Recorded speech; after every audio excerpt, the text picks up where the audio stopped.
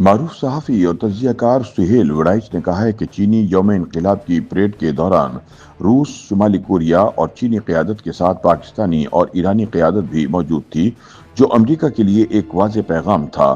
لہٰذا اب دیکھنا یہ ہے کہ کیا پاکستان ان تین امریکی مخالفین کے ساتھ کھڑا ہونے کے باوجود امریکہ سے اپنے تعلقات میں توازن برقرار رکھ پائے گا یا نہیں۔ روزنامہ جنگ کے لیے اپنے تازہ تجزیے میں سہیل وڑائچ کہتے ہیں کہ دو بڑی عالمی طاقتوں کی آویزش اور لمبی سرد جنگ کے بعد سے دنیا تیزی سے بدل رہی ہے۔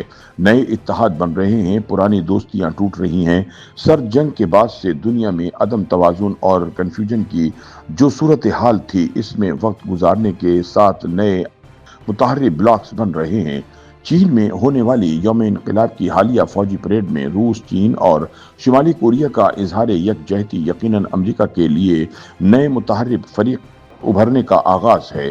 یہ نیا مقابلہ کیا رخ اختیار کرے گا، یہ تو آئندہ دنوں میں پتہ چلے گا، لیکن بدلتی دنیا میں سب سے زیادہ کنفیوزڈ، غیر محفوظ اور اکیلے مسلم ممالک ہی ہیں۔ سہیل وڑائچ کہتے ہیں کہ سرد جنگ کے دوران دو عالمی پاورز کی لڑائی کی وجہ سے بیشتر مسلم ممالک غلامی سے آزاد ہوئے۔ سرد جنگ کے دوران زیادہ تر مسلمان ممالک ماں سوائے چند ایک کے امریکہ اور یورپ کے اتحادی رہے، مگر سرد جنگ کے دوسرے بڑے حریف کا لیبیا، عراق، ایران اور شام کو بھی بڑا سہارا رہا۔ ایک زمانے میں مصر بھی روس کا اتحادی رہا، مگر پھر انور السادات نے اپنا وزن امریکی پلڑے میں ڈال دیا۔ 9/11 کے بعد مسلم دنیا نشانہ بن گئی۔ افغانستان کے بعد عراق کی باری آئی۔ صدر صدام اقتدار سے نکالنے کے بعد پھانسی چڑھائے گئے۔ لیبیا میں خانہ جنگی ہوئی اور پھر صدر قذافی قتل کر دیے گئے۔ شام میں خونریز جنگ ہوئی، جس کے بعد دہائیوں سے حکمران خاندان کے بشار الاسد کو فرار ہو کر ماسکو میں پناہ لینی پڑی۔ پھر غزہ اور لبنان پر حملوں میں امریکہ اور اسرائیل مخالف فلسطینی حریت پسندوں کو چن چن کر نشانہ بنایا گیا۔ آخر میں ایران کی باری آئی اور چند ہی دنوں میں اس کے نیوکلیئر اثاثے، جرنیل اور سائنسدان رخصت کر دیے گئے۔ گویا اس وقت اسلامی دنیا میں امریکہ مخالف بلاک کا خاتمہ ہو چکا ہے۔ سینئر صحافی کا کہنا ہے کہ میری حقیر رائے میں روس نے مشرق وسطیٰ اور مسلم ممالک سے اپنا ہاتھ اٹھا لیا ہے اور بدلے میں صرف یوکرین مانگ لیا ہے۔ یہ نئی صورتحال اسلامی دنیا کے لیے لمحہ فکریہ ہے۔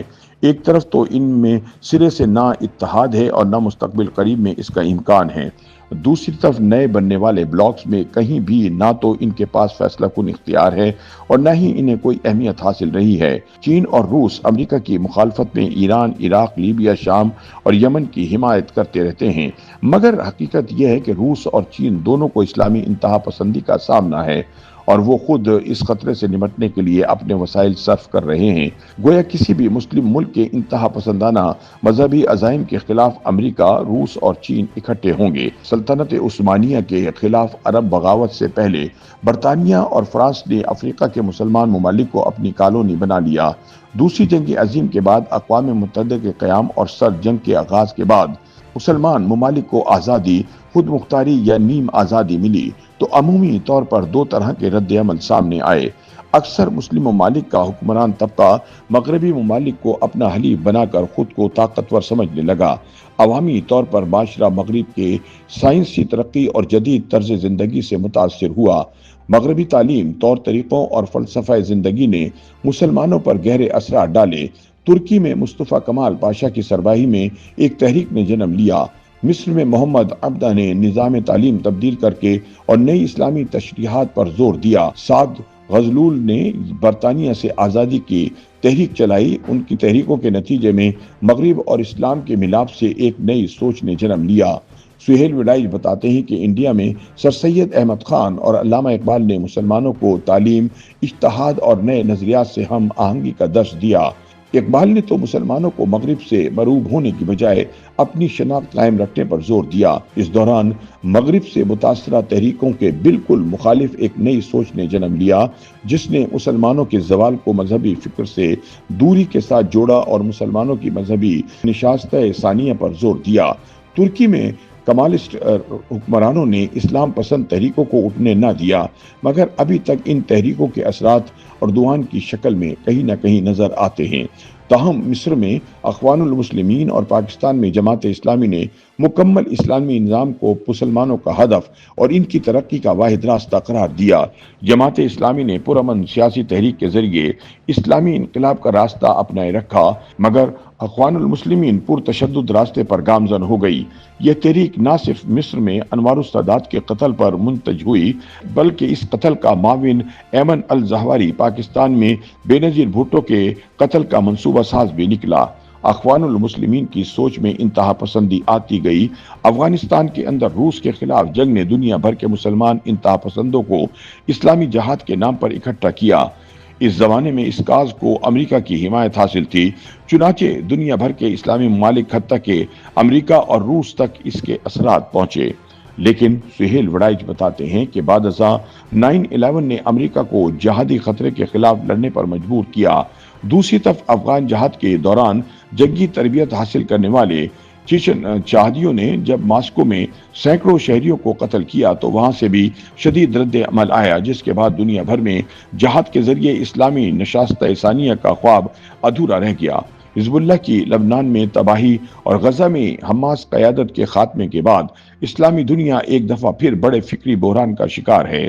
ایک طرف اسے اپنی بقا کی جنگ لڑنی ہے اور اپنی انفرادیت برقرار رکھنے کے لیے جدوجہد کرنی ہے، تو دوسری طرف نئے زمانے کے ساتھ قدم ملا کر بھی چلنا ہے۔ چین میں حالیہ فوجی پریڈ کے بعد پہلی بار امریکی صدر ٹرمپ کی طرف سے روس، چین اور شمالی کوریا کے اتحاد میں منفی رد عمل آیا۔ اس نئی پیش رفت کے بعد اسلامی ممالک کے لیے ایک نیا مخمصہ پیدا ہو گیا کہ وہ آنے والے دور میں کس راستے کا انتخاب کریں۔ حالانکہ روس یا چین کے کسی اسلامی ملک سے دشمنی نہیں، لیکن چینی فوجی پریڈ میں جن دو مسلم ممالک کی شرکت کو نوٹ کیا گیا، ان میں پاکستان اور ایران شامل ہیں۔ کسی زمانے میں امریکہ کا قریب ترین حلیف اسلامی ملک سعودی عرب تھا، لیکن حالیہ پاک بھارت جنگ کے بعد سے پاکستان بھی امریکہ کے قریب ترین حلیفوں میں شمار ہونے لگا ہے۔ یہ بھی قیاس آرائیاں کی جا رہی ہیں کہ ایران اور امریکہ کے درمیان جنگ بندی اور مصالحت میں پاکستان نے فیصلہ کن کردار ادا کیا ہے۔ حیران کن طور پر پاکستان چین کے بھی بڑے اتحادیوں میں نہ صرف شمار ہوتا ہے، بلکہ حالیہ فوجی پریڈ میں اس کا اظہار بھی ہوا ہے۔ کہا جا رہا ہے کہ پاکستان چین اور امریکہ کے درمیان تعلقات میں توازن رکھنے میں کامیاب ہو جائے گا، مگر بدلتے ہوئے حالات میں مسلم ممالک بالعموم اور پاکستان بالخصوص دوراہے پر کھڑے ہیں۔ مسلم دنیا میں اس وقت کوئی ایسا بڑا لیڈر یا ملک نہیں جس کی قیادت پر سب کا اتفاق ہو۔ فکری اور نظریاتی طور پر مذہبی انتہا پسندی کے خلاف بین الاقوامی اتحاد کے بعد سے طالبان، القاعدہ، اخوان، ISIS کے راستے پر چلنا خطرناک اور تباہ کن ہو چکا ہے۔ دوسری طرف مسلم ممالک میں جمہوریت ابھی تک ابتدائی منزلوں میں ہے۔ اکثر ملکوں میں تو بادشاہی اور آمرانہ نظام قائم ہے، جبکہ تقریباً ہر اسلامی ملک میں جہاں گروپس سب سے بڑی اپوزیشن ہے، حقیقت تو یہ ہے کہ اسرائیل نے لبنان، شام، غزہ اور ایران میں گراؤنڈ فورس نہیں بلکہ ٹیکنالوجی اور مصنوعی ذہانت کے ذریعے نشانے لگائے۔ مسلم دنیا جب تک تعلیم، سائنس اور ٹیکنالوجی میں قدم نہیں جماتی، ان کی دولت، طاقت، حتیٰ کہ نیوکلیئر صلاحیت بھی انہیں دست نگر رکھے گی۔ ان کی آزادی، خود مختاری یا مکمل خوشحالی ہمیشہ کمپرومائز ہی رہے گی۔ دیکھنا یہ ہے کہ مسلم دنیا کیا اس بار کوئی مثبت انگڑائی لے کر آزادی، جمہوریت اور خوشحالی کی طرف بڑھے گی یا نہیں۔ YouTube پر گوگلی نیوز دیکھنے کے لیے youtube.com کی سرچ بار میں گوگلی نیوز TV ٹائپ کریں۔ گوگلی نیوز کے پیج پر سرخ رنگ کے سبسکرپشن والے بٹن پر کلک کرنا نہ بھولیے۔ YouTube پیج پر اپلوڈ ہونے والی ویڈیوز سے باخبر رہنے کے لیے بیل آئیکن پر کلک کیجیے۔ آپ کو ہر نئی ویڈیو کے بارے میں نوٹیفیکیشن موصول ہو جائے گا۔